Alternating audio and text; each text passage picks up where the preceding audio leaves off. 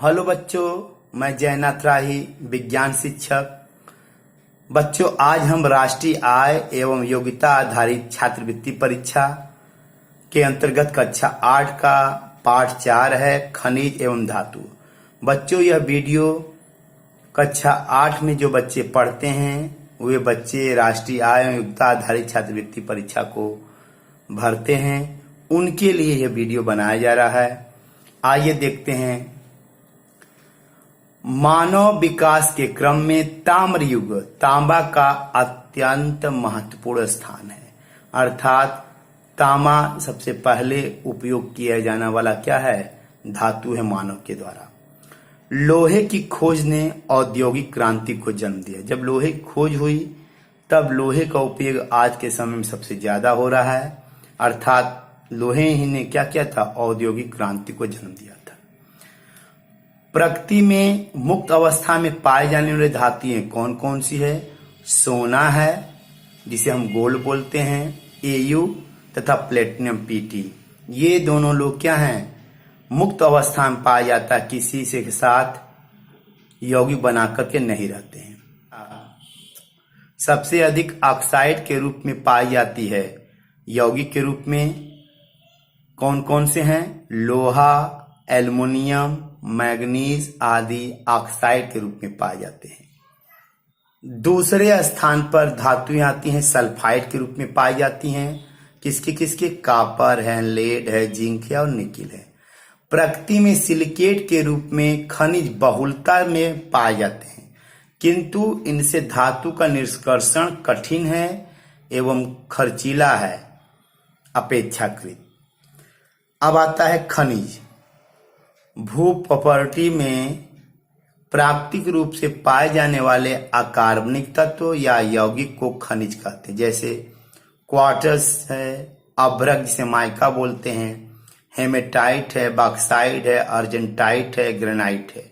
ये सभी क्या है? खनिज है। चट्टानें मुख्यतः सिलिकेटों की बनी होती हैं, जो पृथ्वी पर सबसे सामान्य खनिज है। कौन? सिलिकेट। खनिज पृथ्वी के तल पर भी पाए जाते हैं, भूपर्वतीय में भी पाए जाते हैं तथा समुद्र में भी पाए जाते हैं। Sodium chloride, sodium iodide, sodium iodate आदि खनिज हैं जो समुद्र में पाए जाते हैं। खनिज धातु तथा अधातु दोनों प्रकार के हो सकते हैं, जिसे हैं स्फटिक, क्वार्ट्ज, अभ्रक आदि अधातु खनिज हैं। सोना एवं प्लेटिनम धातु खनिज हैं। खनिज जो हैं धातु तथा अधातु तत्वों के यौगिक रूप में भी पाए जाते हैं। जैसे बॉक्साइट खनिज में एल्युमिनियम धातु तथा ऑक्सीजन क्या है, अधातु के रूप में है। कॉपर ग्लास में तांबा धातु के रूप में है, सल्फर क्या है, अधातु के रूप में है। ये बॉक्साइट का सूत्र है और ये है कॉपर ग्लास का सूत्र है। ये कॉपर का क्या है, अयस्क है, बॉक्साइट एल्युमिनियम का अयस्क है।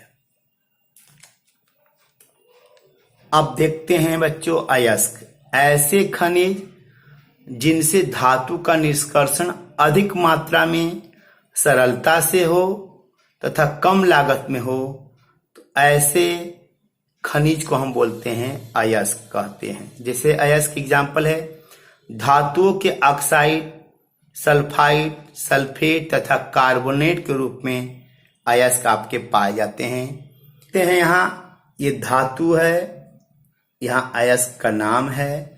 अयस्क में बहुतायत में उपलब्ध यौगिक का रासायनिक सूत्र है, अयस्क का रूप है। मैग्नीशियम धातु का अयस्क कौन है? मैग्नेसाइड है, MgCO3। किस रूप में ये पाया जाता है? कार्बोनेट के रूप में पाया जाता है। जिंक है, जिंक के अयस्क क्या नाम है? कैलामाइन है, ZnCO3। यह भी कार्बोनेट के रूप में पाया जाता है। गैलेना किसका अयस्क है? लेड का अयस्क, सीसा का अयस्क है, PbS। यह सल्फाइड के रूप में पाया जाता है। कॉपर का अयस्क है कॉपर ग्लास, Cu2S। यह भी सल्फाइड के रूप में पाया जाता है। आयरन का अयस्क कौन है? हेमेटाइड। हेमेटाइड जो है आयरन का अयस्क है। Fe2O3 यह किस रूप में पाया जाता है? ऑक्साइड के रूप में। बॉक्साइट जो है किसका अयस्क है? एल्युमिनियम का।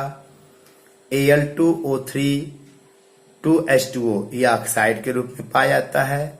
अर्जेंटाइट किसका अयस्क है? सिल्वर का अयस्क है। Ag2S यह भी सल्फाइड के रूप में पाया जाता है। जिप्सम किसका अयस्क है? कैल्शियम का अयस्क है।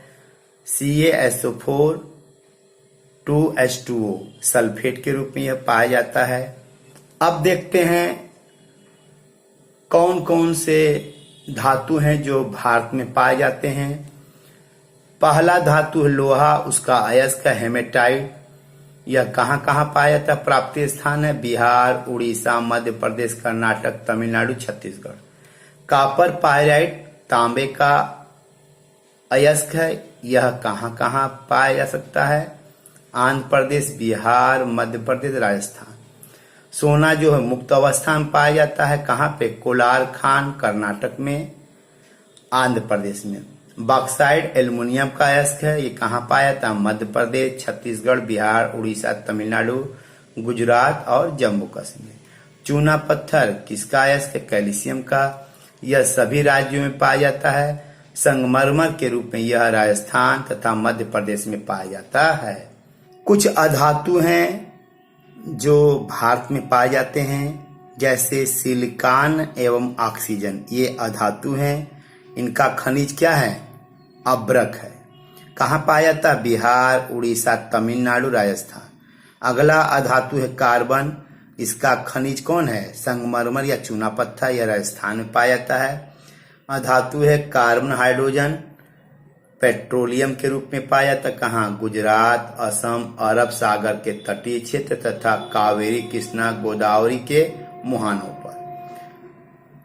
कार्बन जो अधातु है किस खनिज के रूप में पाया जाता? कोयला के रूप में पाया जाता। पश्चिम बंगाल, बिहार, तमिलनाडु में।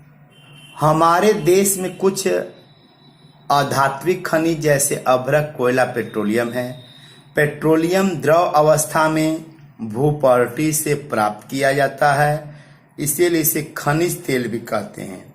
भारत में सोना, तांबा, जिंक, टंगस्टन खनिजों की उपलब्धता बहुत कम है तथा प्लेटिनम खनिज का पूर्ण अभाव है। अयस्क से धातु या उपधातु प्राप्त करने और उन्हें विभिन्न उपयोगों के लिए शुद्ध करने के विज्ञान को मेटलर्जी धातु कर्म कहते हैं। तांबा का अयस्क कौन कौन है? कोल्कोपाइराइट है। क्रोमियम का अयस्क है क्रोमाइट है। टाइटेनियम का अयस्क है इल्मेनाइट है। धातुओं और अधातुओं के भौतिक गुण के बारे में जानने की कोशिश करते हैं। पारा धातु द्रव अवस्था में होता है। लगभग सभी धातु ठोस अवस्था में होता है, लेकिन पारा ऐसा धातु है जो द्रव अवस्था में रहता है। अधिकांश अधातुएं गैसीय अवस्था में होती हैं। आयोडीन, कार्बन, सल्फर, सिलिका ठोस के रूप में, जबकि ब्रोमीन जो है अधातु वो द्रव के रूप में होती है। सोडियम, पोटेशियम सबसे मुलायम धातु हैं। कार्बन का अपररूप हीरा सबसे कठोर होता है। चांदी तथा सोना में आघातवर्धनीयता का गुण अधिक तथा जस्ता में कम। आघातवर्धनीयता मतलब पीट पीट के पतली चादर बनाने के गुण को बोलते हैं आघातवर्धनीयता। यह गुण सोना और चांदी में ज्यादा होता है, जबकि जस्ता में कम होता है। सोने की तन्यता सबसे अधिक होती है। 1 ग्राम सोने से लगभग 2 किलोमीटर लंबा तार बनाया जा सकता है। तन्यता मतलब धातु को खींचकर पतले तार के रूप में बदलना ही क्या कहलाता है? तन्यता। तो सोने की तन्यता सबसे ज्यादा होती है। कार्बन विद्युत का क्या है? सुचालक होता है। रासायनिक गुण दिखते हैं। सोडियम में पोटेशियम के अधिक क्रियाशील होने के कारण ये ऑक्सीजन में आग पकड़ लेते हैं। वायु में क्या कर लेंगे? आग पकड़ लेंगे। इसीलिए आग न पकड़े अर्थात ऑक्सीकरण से बचाने के लिए सोडियम और पोटेशियम को हम मिट्टी के तेल में डुबो कर रखते हैं। यहाँ पे देखिए मैग्नीशियम है, ऑक्सीजन से क्रिया करता है तो मैग्नीशियम ऑक्साइड बनाता है। यह सफेद चूर्ण के रूप में पाया जाता है। जब भी कोई धातु जल से क्रिया करता है तो तो धातु हाइड्रोक्साइड बनाता है, साथ में हाइड्रोजन गैस निकालता है। यहाँ पे सोडियम है, जल से क्रिया कर रहा है तो सोडियम हाइड्रोक्साइड बन रहा है, साथ में हाइड्रोजन गैस निकाल रहा है। जब कोई धातु क्या करता है, जैसे Zn है वह HACl हाइड्रोक्लोरिक अम्ल से क्रिया करता है तो जिंक क्लोराइड बनाता है, साथ में हाइड्रोजन गैस निकलता है। यह हाइड्रोजन गैस रंगहीन होती है, गंधहीन होती है। जब इसको हम लोग क्या करते हैं, आग में जलाते हैं तो ये पक की ध्वनि करते हुए जलती है। अगला देखते हैं उपधातु मेटलॉयड, ऐसे तत्व जिनमें धातु के भी गुण होते हैं और अधातु दोनों के गुण पाए जाएंगे उसे उपधातु कहते हैं। एग्जाम्पल में जर्मेनियम, आर्सेनिक, एंटीमनी, ये उपधातु है। लोहा सबसे अधिक उपयोग में आने वाली धातु है। तांबे का सबसे महत्वपूर्ण उपयोग विद्युत उपकरण बनाने में किया जाता है। चांदी की पतली पन्नियों को मिठाई को सजाने के लिए उपयोग में करते हैं। लोहे के संक्षारण को जंग लगना कहता है। लोहा जो होता है वायु में और नमी के उपस्थिति में क्या हो, खराब होने लगता है, उसी को कहते हैं जंग लगना। लोहे पर भूरी परत आयरन ऑक्साइड Fe2O3 लग जाता, उसी को जंग कहते हैं। एल्युमिनियम पे जो जंग लगता है एल्युमिनियम ऑक्साइड के रूप में लगता है, Al2O3। तांबे के बर्तन पे हरे रंग की कॉपर कार्बोनेट का जंग लग जाता है, CuCO3 कहते हैं। चांदी के ऊपर काले रंग की सिल्वर सल्फाइड की परत चढ़ जाती है, Ag2S कहते हैं। अब देखते हैं संक्षारण से बचाव। धातु पर पेंट का लेप लगाकर, ग्रीस या तेल लगाकर हम संक्षारण से बचा सकते हैं। अगला है गैल्वेनीकरण, धातु चढ़ाना। लोहे पर जस्ते या जिंक की परत चढ़ाने को ही गैल्वेनीकरण कहते हैं, इससे लोहा लंबे समय तक बरकरार रहता है।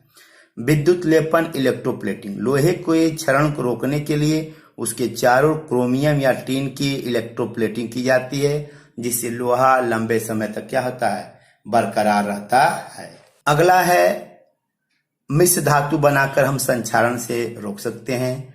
जैसे आपका ये पीतल है, पीतल में कौन कौन सा मिश्र धातु क्या कहते हैं, किसे कहते हैं, एक निश्चित मात्रा में दो या दो से अधिक धातुओं को जब आपस में मिलाते हैं तो हमको मिश्र धातु प्राप्त होता है।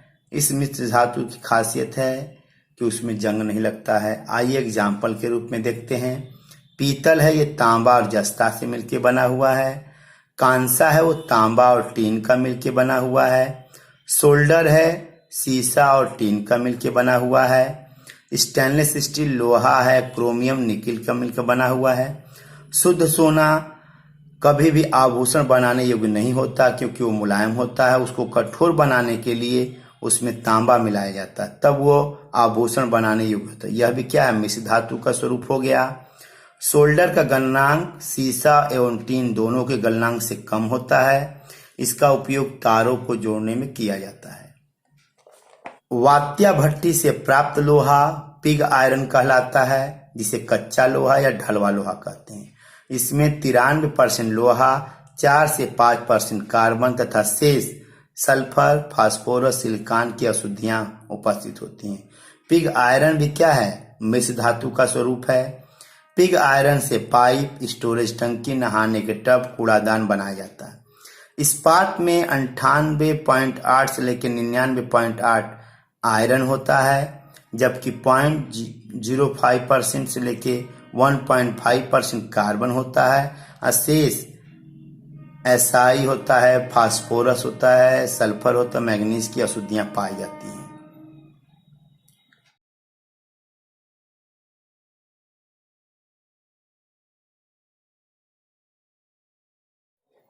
इस तरह बच्चों हमने इस पाठ को पढ़ा। आशा करता हूं यह पाठ आपको अच्छा लगेगा। यदि अच्छा लगे तो सब्सक्राइब, शेयर एवं लाइक करिएगा।